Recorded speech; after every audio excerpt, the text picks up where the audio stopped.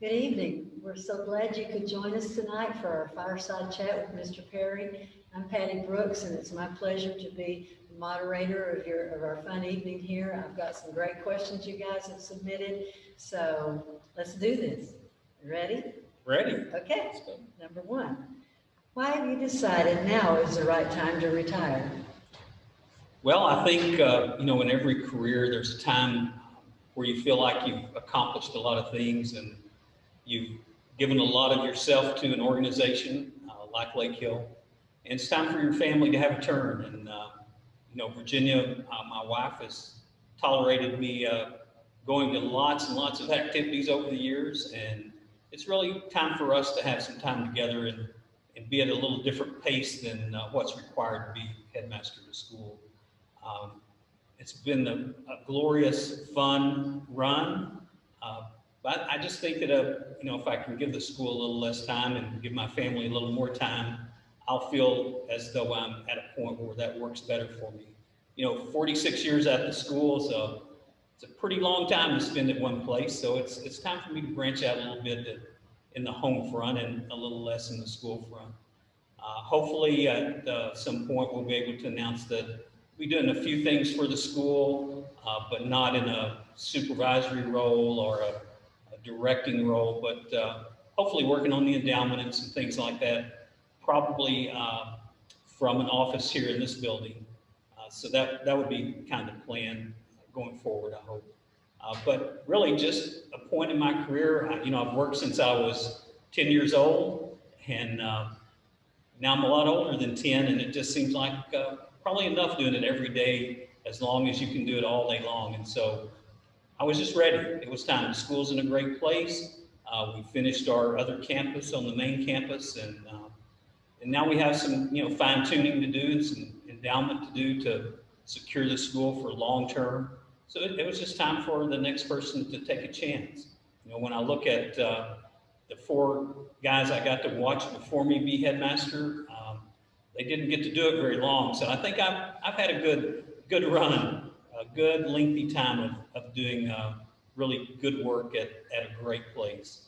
I want to thank Patty before she asks another question for being here tonight doing this for me. If you don't know, neither one of us is this old, but if you put our experience at Lake Hill together, we have 79 years at Lake Hill. That's a lot of Lake Hill memories, a lot of Lake Hill years. Neither one of us are 79, we'll make that clear.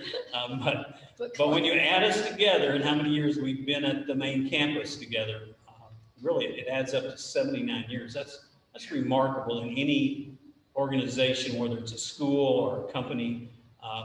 And it's a true compliment to Patty that she had the impact she had on so many people over the years, so many kids who got so much from her that it was just a specialness for them. It's a specialness for my children, a specialness for so many people's children that you were there and helped direct a lower school at the end of your career and make sure we were on the right place, doing the right things. So we owe you a debt of gratitude. So thank you. I know it's my retirement talking, but it's and you've already retired, and it looks like it's working pretty well for her. So if it works half as well for me, that should be great. Well, thank you so much for those kind words. It's been my pleasure all those years, and here we go. What are you most excited to do once you retire, and what will you miss most about Lake Hill? Well, I think the thing I'm most excited to do is have a little more free time and not so much a schedule that's predicted. I mean, currently, my schedule is pretty predicted by things happening at the school and things I don't expect to happen. So I'm excited for the time when I can kind of have my own schedule and work at things at my own pace and not have those crisis moments at 2 a.m. when the phone rings and some of those things. I probably can do with a little less of that, believe it or not. So that's what I'm looking most forward to. The things I miss are lengthy, obviously. I'll miss the camaraderie of a faculty and administrative team that really supports me in everything that I do. And the reason I've been successful is because they've been willing to give so much of themselves. And so I'll miss that camaraderie. I'll miss the students, obviously. I mean, there's every day's just something special. Some student says something that really touches my heart. And, a quick side story to that is one time we came back after the Christmas holiday to start school in January, and a kindergartner ran up to me as fast as he could, a little fellow, and he said, Mr. Perry, you've grown hair. And I leaned down to shake his hand and thank him, and he saw I didn't have any, and he'd go, oh, no, you didn't, and he walked off. I mean, no more conversation about that. And I thought those kind of things happen every day, things like that are just tidbits of things that make you feel good, that just are interesting, they're exciting, they're what make life worth living, just the good stuff. Okay, what was your biggest challenge with being headmaster over the years? And what advice would you give your successor in having as long and successful career as you have had at Lake Hilton? Well, the biggest challenge probably was always trying to make the right decision when it comes to people's lives. It's the hardest part of the job, probably the most important part of the job, but rarely are those are occasions that make and break people in some ways, and it's a lot of responsibility. It's really hard to make those tough decisions when it comes down to you're really making an impact on somebody's life that it's going to take them a while to either take that and run with it and get so much better, and learn from it and become great human beings. And I actually talk to them. Those people call me, and that's reassuring, number one, and helps me continue to make hard decisions. But also it helps some of them find the right path, and that's part of what I see myself as a guide. I don't have all the answers. I'm sure I've made as many mistakes as I have the right decisions, but I know that it makes a difference for people to know where they stand, and it makes a difference for them to know that people care about them. And I think some of the most fond memories for me are kids who come to a tough spot in the road and they needed somebody to talk to. And I was there more to listen than to give advice. And I always tried to give at least 2 or 3 options and not tell them which option they had to take, because they didn't need to live my life, they needed to live their life. What would I tell the next person? I tell the next person that a key to doing this is listening, to hearing what people say, to not be so worried that you don't say enough.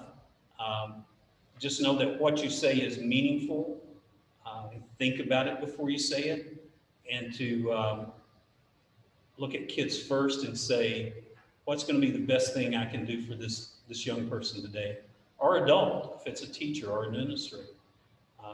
Consider what your words are going to mean to that person and take it to heart. I think that's why we all love you so much and admire you and respect you. The years of leadership is just from that very one thing right there. To me, it's the most important thing. I mean, I would love to tell you I had all of the answers to all the questions. I don't. I never have, and I never will. But I know I do have a core set of values that was obviously provided to me through church and through my parents and growing up and just knowing right from wrong. And you just try to do the right things as best you can. I know as a teacher, we always knew you had our back, and it always felt like you were there for us at all times, and it meant a lot. So Good. Goal was well met. Oh, you're going to like this one. What was your favorite student prank? Well, I'm going to have to bring my children into this one because it was one of the ones I had a little challenge on whether I should let it happen or not, because I did hear some mention of this happening before it happened. So I guess this was a class of 99.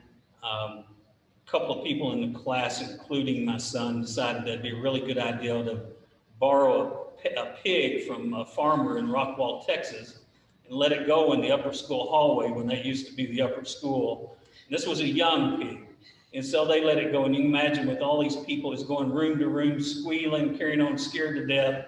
I'm sure we'd be in trouble with the SPCA forever if they knew it. So hopefully this doesn't travel too broadly. But that was probably the most unusual prank that was done, and really one in the middle of it. I was still concerned whether I made the right decision not to stop it before it happened or not. But it was an unusual prank for sure. I don't know how they thought it up, but it was an interesting morning. It didn't last that long, thank goodness, but, and the pig survived. He was returned to the farmer, no injuries, just probably never be the same. All's well that ends well. That's right, exactly. How many times do you think you'll drive halfway to Lake Hill before you realize that's not where you were supposed to be going? Well, I hope I don't get in that bad a shape yet. I'm going to drive halfway. I want to drive to this campus and this building in the Nye Family Environmental Science Center, Alice and Earl. And a couple of things about them. You know, this is kind of fitting because when we opened this building in Earl and Alice's name and their family, we had the mayor here. We had Charles Wiley, who was one of the great supporters of our school for so many years. Really put up the first money to help us buy the main campus. And without that, we wouldn't have been able to do it. Earl and Alice, Earl, when he was at the school, he was CEO of one of the largest corporations in the state, maybe in the country for all I know. And he took pictures of every kid at every athletic event. And at the end of the year, he'd given an envelope with maybe 100 pictures of their activities during the school year. Every student, not his children, every student. That was so remarkable. And I know it helped him because he didn't have to watch every play and every minute, but the fact is, it made a big difference in those kids' lives. It was really a big thing that he could do because I know he had a hard job running at the time TXU. It was a challenging job. For him to be at all those athletic events, I admire him for doing that. Alice was the person who I called to substitute, be a long-term sub, no matter what the situation. If I had to let someone go early in the year because of whatever reason, someone had to leave because they were moving, their spouse had a job change. Alice was somebody I could always call and say, Alice, I know this isn't exactly what you want to be doing for the next 6 weeks or 8 weeks, but I'm in a bind, I need you. And you know, every single time I called her, she came. She said, yes, I'll do it. And she did such a remarkable job. Those kids loved her like she was, had been there the whole school year, no matter what portion of the year she did. So Alice, that and those chocolate chip cookies, if anybody could bake them. Now Brooks is a pretty good cook because she's baked me a few things over time, but Alice now wins the prize for chocolate chip cookies. I'm sorry, she's the winner over all time for me. So Alice, if you get bored, you need to make a little batch of chocolate chip cookies. And if you're on here, I hope you are with Earl perhaps. I hope you'll make me a little batch of them and have them sent my way. Hey, I'll even come pick them up. You'll just let me know you have them. But they did a remarkable job at the school. And this building is so special. So many great things happen here. And there's been, I can't think of the hundreds of activities that have happened here thanks to their generosity and their vision for the future and their willingness to always help financially, encouragement, all those things. They were always there. So thank you to them. I have a little additional story to add to that. My first open house in 1983, in my second grade classroom, I was real nervous. It was my first time at Lake Hill, and I was jittery, and I had a whole bunch of parents that I didn't know, and somebody asked me a question that really threw me off. I wasn't prepared for it. Something about why weren't the science editions updated more than they were. And I didn't know how to answer that. And I kind of stumbled around and said, well, I'll find out more about that and get back to you. Well, I went to Albertsons afterwards to buy some groceries to take home. And it was about 9 o'clock after open house. Who do I run into but Alice and Earl Nye? And they come up to me and they, Alice and Earl said, how was your first open house? Did that go well? And was it something you'll never forget? And so I burst out crying and told them that I don't think I answered that question very well, but I was going to find out the answer and let these parents know. And they put their arms around me and gave me a big hug right in the produce section of Albertsons. And I never forgot it the rest of my life. I thought, you know, that they were really cared about me and asked me about something. And we love y'all and we appreciate everything you've done for Lake Hill. So thank you. Okay. What does it feel like? What do you feel about Lake Hill that makes it special? Why did you stay for all these years? I think it's special because it feels like a family environment. Most of you know I grew up in a small town, about 1,200 people in West Texas. And Lake Hill in many ways is a lot like a small town. It has all of those pieces. It has people that care about people. You know, if I left school in Iowa Park, Texas, and drove home, my mother knew before I was a block away from the school, because that lady who lived on the corner would call her and tell her, "What's Roger doing out driving around out of school?" And so hopefully we brought some of that to Lake Hill, that we cared about kids, we watched over kids, we wanted everybody to have a great life, and we did everything we could to make it possible. What's your favorite Lake Hill tradition? Probably my favorite Lake Hill tradition is the junior-senior ring luncheon. Happens every spring, where the juniors say something good about the seniors, and then we give them their class rings and a t-shirt with class up, whatever on it. One, because it allows me to have my last shot at telling them whatever little wisdom I have to impart at that point in their lives. And two, it allows them to say good things, the juniors to say good things about the seniors. The seniors to say good things about the juniors, and help them know that it's all going to be okay, that there is an end line to this program they're on. And it's just a special feeling. It's they get to act like they're grown up mostly, and it's just a fun time for everybody. What's your favorite Lake Hill memory? That's a hard one. Well, I don't know if I can narrow it down to one. You know, if I take 46 years, and there are a whole lot of memories, but you know, probably having my children come to Lake Hill is the best memory for me, and of course that encompassed 13 years for both of them, and just a myriad of memories that they provided for me. And I'll mention some of them later as I get on the lighter side of some of the chuckle things that have happened along the way. But I think just that's my favorite memory, is just being able to watch them grow up, to be with them during the day, to go to their athletic events, and just be around them when they grew up, to be part of their lives, and by being at the school where they were.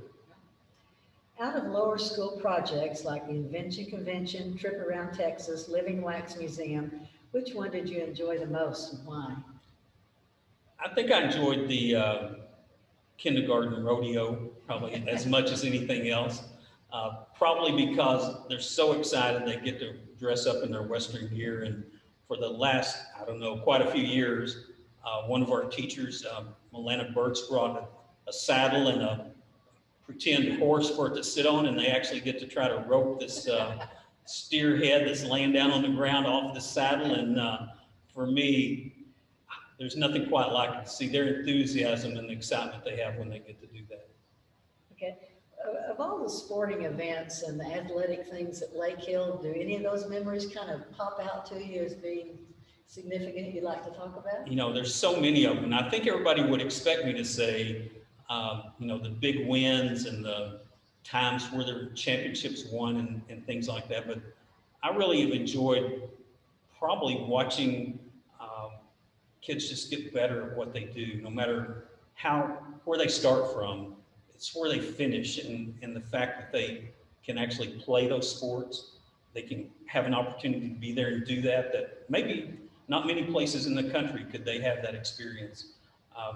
That's the part that really, I think I enjoy the most. Of course, I have a few of those sports stories, as you might guess. So, you know, I'd share a few of those with you now. There's a fellow back a long time ago named Steve Nunn, and I haven't seen him in a good while. I hope he's doing well. We were playing a doubleheader in Longview, Texas. So this was a Tuesday. We were having a great time because we got to miss school all day and go play baseball. You know, a doubleheader. What a deal. So my favorite place in Longview to eat was Johnny Casey's Catfish place, and it was spectacular. It was the place in Longview to eat. So we play a doubleheader, so you can guess how dirty and stinky we were. We go to Johnny Casey's. We're having this great fish meal, and it was just amazing. They make the best hush puppies of any fish place I've ever been. So if I had something in Longview, I always went to this restaurant. We finish eating, we go out and get on the bus, turn the key, won't start. Nothing happens, it's just dead. And I think, what in the world could have happened? And so I go back in and I talk to the guy at the cash register, and thank goodness it's a small town. He says, what can I do for you? And I said, is there a mechanic anywhere in this town I could call that come look at this bus? We have to be back in Dallas. It's 10 o'clock at night. I have to have these kids at school tomorrow, or my headmaster's not going to be happy. And so he said, hold up just a minute. Call some guy. The guy shows up and he said, Mr. Perry, I believe if we plug this coil wire back in, this bus will start. So he plugged the coil wire in. Steve Dunn had snuck out of the restaurant while we were eating, pulled the plug wire off because he thought we'd stay in a hotel if the bus wouldn't start. He didn't want to go to school the next day. So that's a Steve Nunn story. There's so many of them. I think, one of my favorites is watching Chase, my youngest son, pitch at Green Hill in 6th grade. You go, wait, he was really good in high school. He pitched at TCU, all those games. When we went to Green Hill, we played their 8th grade team because they would never play us even because they didn't want to ever let us win anything. And we ended up chasing his classmates. We ended up beating their 8th grade team, and Chase and his buddies were in 6th grade. So basically our 6th grade team beat their 8th grade team in baseball, and they were devastated. It was devastating to them. I know it was, and it was one of the highlights of my career just to watch it, because it felt so good because they always did tend to beat us pretty handily. So I remember that memory. Another memory with Brett, my oldest son, is we went to a regional baseball game. I was not the coach. I think RC was the coach at that point. He struck out 14 at the regional to go to the state playoff, and what a performance by a guy who really was a catcher to come in and pitch that well. It was just remarkable and very memorable. There's just been so many sports memories. I can see Colleen McCall dribbling down the basketball court with her classmates back in Greenville, Texas, when we played Greenville Christian. I can remember seeing Colleen. There's so many of those memories that are they stand out because you just remember them. You got to see kids trying their hardest to do their best. You see Matthew Hickey on here with, I don't know, he got gray hair, I got no hair. I'm not sure how we ended up that way, but I wish I had some of that hair. I'd even take it in gray. But Matthew Hickey was one of the hardest workers. Kyle Nye, that guy, he would play every sport to the nth degree. He left nothing in the tank when it was over. I always respect him for that, and hopefully he knows that. He and I talk, and he knows that's true. Mike McMillan played bigger than he ever was, always. And then, he shows up back from college, he's taller than I am. I don't know what happened between high school. We must have something in the water fountain that kept him down, because when he came back, he's taller than me. I don't know how that worked, but somehow he had that spurt.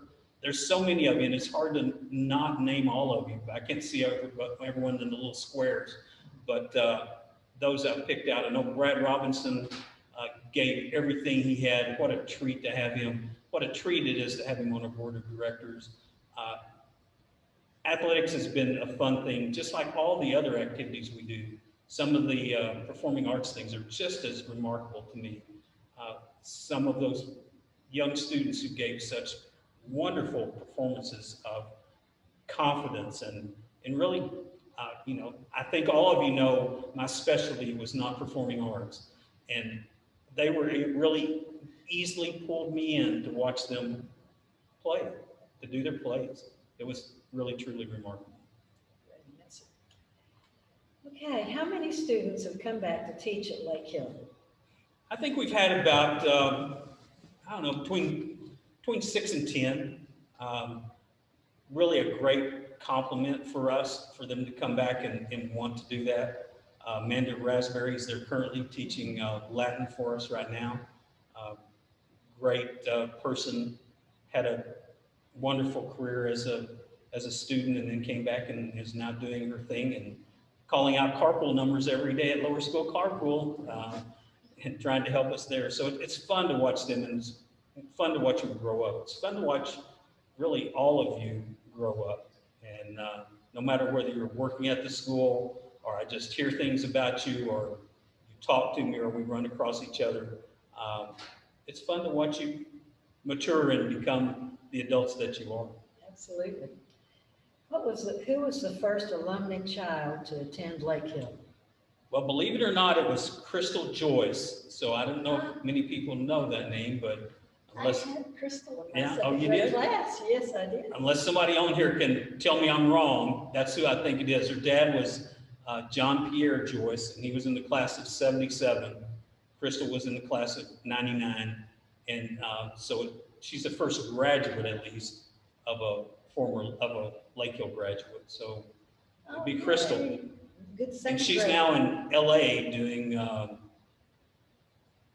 in sales and I think things like athletic wear, t-shirts and things. And she was always very creative. Mhm.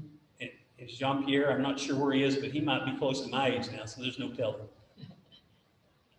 Who was the first legacy graduate?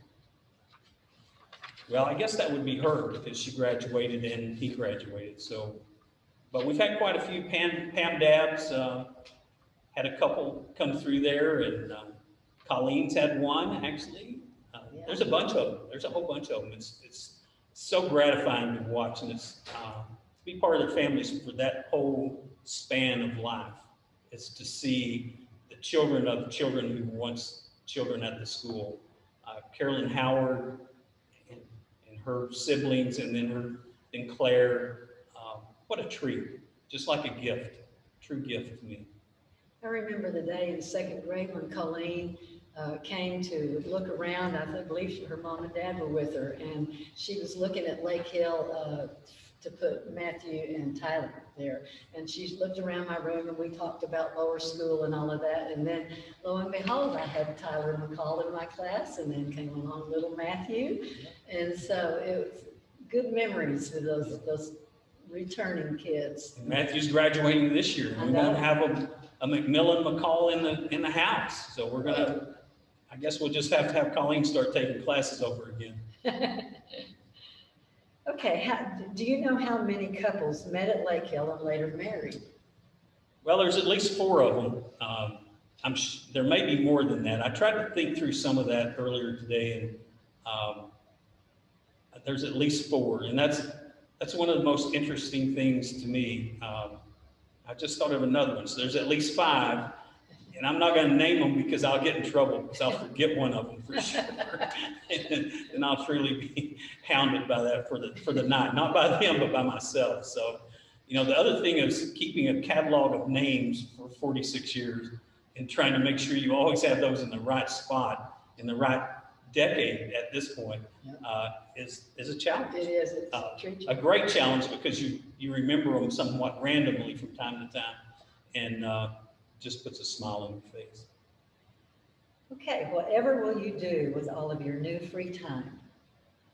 Well, again, I'm going to try to do family things. I'm going to have a couple of granddaughters at Lake Hill and try to do a few things a couple of days a week, maybe from this campus, and see if I can get the alumni to help me build an endowment and secure the future of the school for years and years after we're all gone.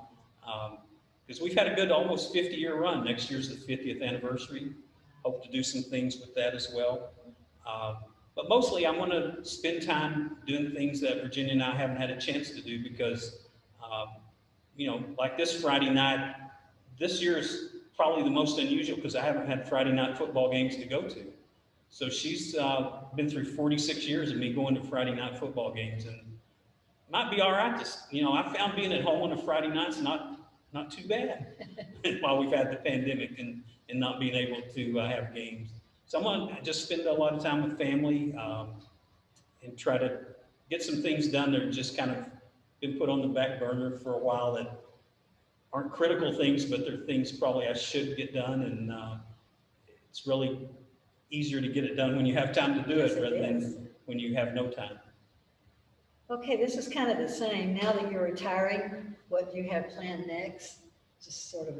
I'm just planning to enjoy my life. I've been given a great life. The school's been very good to me along the way, and I have had the opportunity to do so many things that most people don't get to do. And so as Virginia would tell you, I've had more once-in-a-lifetime opportunities than anybody she knows. And I've done so many of those that I think just having a little more calmer, average pace that's fairly predictable is something I'm actually looking forward to.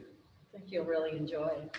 Okay, this one, now that you're retiring, what's the first restaurant you will go to for lunch and what will you eat? Oh, I'll probably go to Circle Grill down here on Buckner and have a chicken fried steak and mashed potatoes and pinto beans. And bring all cornbread, no rolls, please. Sounds delicious. That'd be where I'm gonna go. I don't need high tone. And some of you have been there with me. You know that's my place. And it's good country food. I think all because the grill's 100 years old and they probably never cleaned it. And it just has a special taste. Okay, how many sports cars have you driven while being headmaster? Well, I've driven a lot of them, but I've owned 10 of them. And we started out with a 73 Opel GT, a little blue one, with no air conditioning, it was actually Virginia's car. And so I used it some of the time, and she used the other car, and we'd trade back and forth. But that was the first one. And now, as you all know, I have a red Corvette that, it kind of makes me smile when I feel the acceleration. What can I tell you? So that probably answers our last question of what did you drive when you first became headmaster? Yeah, it was a 73 Opel GT. It had maybe 110 horsepower, no air conditioning, and after baseball practices out at Fair Oaks, you can guess that it wasn't cool to get in it at 100 degrees, and you had to drive fast. It took a while to get there and roll the windows down and hope you got some air in there. But that was the first one. He had to drive fast. Yeah. No, yeah. And a fun story on Fair Oaks Park, which I know is not the park it used to be, and it was never a great park, but for the first, really until we built our baseball field, that's where we practiced at Fair Oaks, and that's where we played our games. And many of you played there. There was a guy, I don't think he's on here, Tom Tatum, who accidentally caught a fly ball, and some of you know I really enjoyed hitting those really tall, high fly balls that are almost uncatchable. What caught him right in the nose? And the good news was Brett Chapman's dad was the radiologist at Presbyterian Hospital, which is 5 minutes away. So with his nose laying over on the side, grab up this stuff, and I drive over to Presbyterian. The good news is we could get right in because Brett's dad was working that day, and we got him taken care of. But for all the people that suffered through those amazingly tall fly balls and ground balls that were major league level ground balls that even middle school kids learned to stand in front of, I admire you for your courage. I don't know if you had any sense, but you had plenty of courage. So thanks for having the courage to stand in front of them. Well, that wraps up our list of questions. I would just say that to all of you that are here tonight, thank you for everything you've done to make my life and the life of my family special. We've gotten a lot from Lake Hill. Lake Hill's gotten a lot from us. It's been a team effort. For those of you who might not know, the first 25 years, Virginia went to everything. She chaperoned dances. She went on ski trips with students with me. She went everywhere. But somewhere about point 25, she said, it's kind of, why don't you keep doing this? But I'm going to kind of start raising Brett and Chase and spend my time with them, and rather than do all the school activities. So I appreciate all that she did to make my life special and to give me the room to try to do good things for people, which she is the most philanthropic person I know, one, in compassion for people, and two, for trying to help them. So I really need to thank her for all she's done to make my life as special as it's been. So thank all of you for the memories. I have a million memories. We could have one of these fireside chats every week, and we're not going to, because sooner or later I'd end up in big trouble with saying too much. But if I missed any of you, it's because I couldn't see you, not because I didn't have something wonderful to say about you. But I have something wonderful to say probably about 1,000 or more people. So thanks for the memories. Thanks for all you've done for the school. The school is going to continue forward. I think it's a remarkable place now. It will continue to be remarkable. So thanks for your efforts to make that possible. Thanks to great teachers like Patty Brooks, who's at the top of the list for outstanding educators who have given their life to make kids' lives better. So thank you, and thanks to all of them. And thanks for being here tonight. We hope you enjoyed it, and I'll see you around.